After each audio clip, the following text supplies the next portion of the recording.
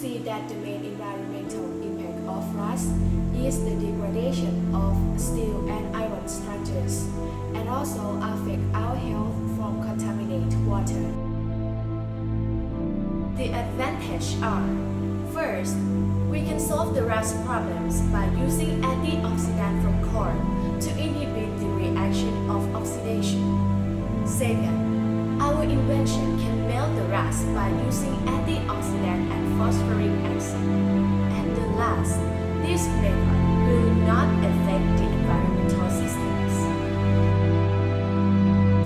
It's an innovation that starts to improve the air because we have a limited rust removal just in that device, and it's fast in rust removal, and we have a long time to rust